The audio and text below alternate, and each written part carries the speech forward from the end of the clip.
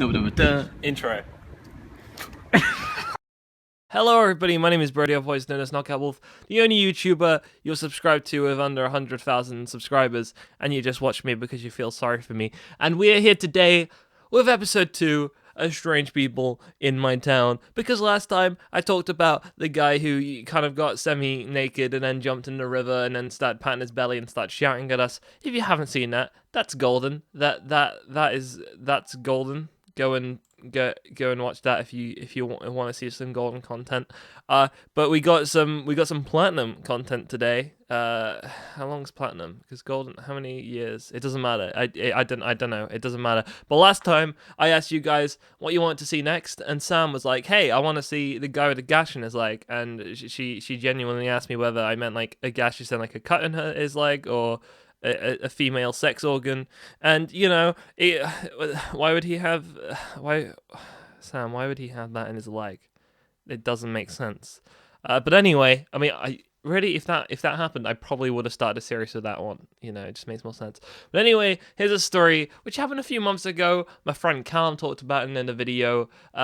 So if you want some more info on that, I'll leave it in the description. Yeah, but please don't watch him. Please don't give him any support at all. But basically, actually, he filmed the intro to this video, so I feel like you kind of have to. But basically, we were in town. I think it was actually the same culprits again. It was me, Jack, Callum, and Ellie. Surprise, surprise. We just kind of attract a lot of weird people, and we're walking up this hill to go get the bus, like the last bus. So we kind of hurrying, and we have this like kind of massive bank, and there's like a road at the top and road at the bottom, but it's just like a pedestrian bit for shops and things. I don't know why I'm giving you all these extra details. The details make the story, I guess, as well as the details I'm going to give you about the gash in the leg. But anyway, so we're walking up this pedestrian hill kind of bit, going to our bus, and there's not many people around because it's kind of late, you know, we're going for the last bus, and there's this guy kind of in trackies and things, looking kind of rough, just kind of stood there on his phone, and he's talking to this guy on the phone. And then he's like, "Oh, hang on, mate. There's some people here now." So he hangs up the phone. I'm like, "Is this guy talking about us? Is this guy talking about us?" But basically, I was at the back of these guys, of everyone else, and then he gets off his phone and he automatically changes his voice, and he's like, "Oh, lads, boys, lads, boys," and I'm trying so hard to ignore him, and I know exactly that he's trying to get our attention, and I could just see the back of Jack and Callum, and they carry on trying to talk. Basically, whenever someone tries to stop us on the street to talk about, I don't know, like the fake soldier charities, because that's happened here. We have people who come and they have very similar charity names to like Help for Heroes, and then they just take the money and scam us. It has genuinely happened in my humble little town. But anyway, that's besides the point. But basically, when we walk past people like that, we try and just come up with any bullshit we can to make it look like we're in mid-conversation, and we can't be disturbed. So I 100% am sure that was going on right there, and I knew that they were just trying to ignore him, and I was doing the same, because this weird guy, this kind of rough-looking dude, started kind of going, "Oh, lads," and then eventually, oh, I still have a cough, but it was just blatantly obvious that this guy was shouting at us, so we kind of had to stop and talk to him, and he puts on his voice like, lads, have you all got a quid? I need some money for a taxi, if you all got a quid? And we were like, nah, no. And then he proceeds to pull up his tracksuit, bottom trouser, whatever, leg, and he proceeds to show us his gammy leg with a big gash in it, and it's got like a plaster over it, like a badly dressed gash in his leg, basically. It looks pretty gross. And he's like, "Oh, you see, I've got this gash in my leg, right, lads?" And Ellie's there, and he's still proceeding to call us lads. And basically, I'm diabetic as well, which it had no relevance to the story. But thanks for the sub-story, X Factor. I feel like fucking Simon Cowell's gonna come over and pretend he's crying, because that's the real deal when a little tear rolls down Simon's cheek. But anyway, he's like, "Oh, diabetic. Oh, I need to go to the hospital, really. So if you got money for a taxi," and we're like, I straight up, I was like, I've got to I'm serious when I want to catch my bus. I'm not missing my bus and having to wait for an hour in the sodden bus station which smells of piss. That's not happening. And I was like, listen, mate, I would just ring a taxi. It's probably the best. He had his phone on him. Obviously, he was talking to that guy. I don't know if he was trying to make it look like that didn't happen. I think the point here is that he just didn't seem very genuine whatsoever. Apart from the gross ass gammy gash in his leg, I didn't really want to ask how that occurred. But this guy was like, oh no, an ambulance, oh no, it'll be too much hassle, no, I don't want to cause that much hassle. And I'm like, but it's not going to be a hassle if, you know, you got that massive gash in your leg and like you're diabetic and things that you need to get to the hospital.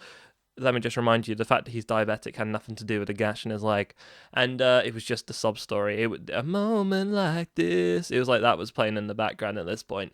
And he's like, oh, but I live over here and the hospital's over here. And I'm like, again, in my head, I'm like, again, these are more points that we don't need to know. This isn't going to make us give you the money. And for some reason, he's in between these two places. Why he's in town in the first place just blows my mind. He's like, oh, I can't really walk anywhere. I'm like, why is he in town?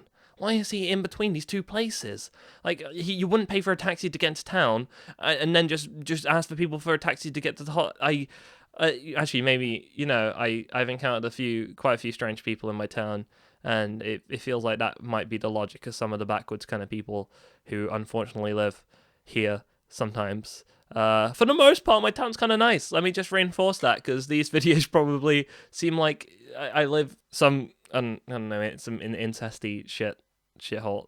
That's besides the point. I just carried on telling this guy, hey, just ring an ambulance. I probably said it like 3 or 4 times, and this guy was just having none of it every time, like, oh no, too much hassle really. And I'm like, well, you know, that's what they're there for. They're there to pick up people who need to go to the hospital, who cannot get to the hospital, who need assistance from the hospital very quickly, or paramedics who drive the ambulances. And I wasn't very happy. In fact, I was a little bit ruthless at this point. I was like, I will tell you where to put them fingers on that phone, to that good old 999 button, because we're from the good land of England and not the good land of the US of A, where it is 911. This is... Jesus Christ. But eventually he figured out that he wasn't going to be getting any money off of us for a quote-unquote taxi, and I was just going to carry on telling him to ring an ambulance. And he was kind of like hunching over, kind of doing the old Quasimodo on us to maybe make us feel a bit sorry for him. And straight away, he just kind of stopped limping, kind of stood up a bit more straight, and his voice changed from, oh, lads, got some money, oh, I'll be so much pain too. All right, lads, see you later. Cheers anyway. He just completely changed from, I'm sick, I'm dying, please help me, to, oh well, it was worth a shot, whatever. See you later. I'm a little bit concerned still about the gash in his leg. That was very genuine. At least I think it was. I didn't really want to go close enough to see. In fact, I think I was backing off the whole time, just trying to get closer and closer to the bus station, leaving the others closer to him. So I apologize in advance for that one. But that's pretty much the end of Gash in the Leg Guy. Thank you for listening or watching or whatever you do, maybe touching yourself, to Strange People in My Town Episode 2.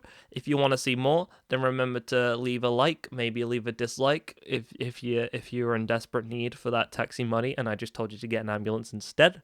Remember to let me know what you want to see next time. I'll leave some options on the screen. It's going to be like a sick old game show. Maybe the guy who threw a sandwich at me whilst I was working at Greg's. Or maybe just even that woman who tried to borrow my phone a few years ago and it was very, very sketchy. I'm not going to spoil it right now, but have a good old vote. Have a good old day. Have a good old night. Have a good old sleep. I'm watching Stranger Things at the moment, so I would recommend that one. Thank you for watching, listening, etc. And I'll see you guys in the next video.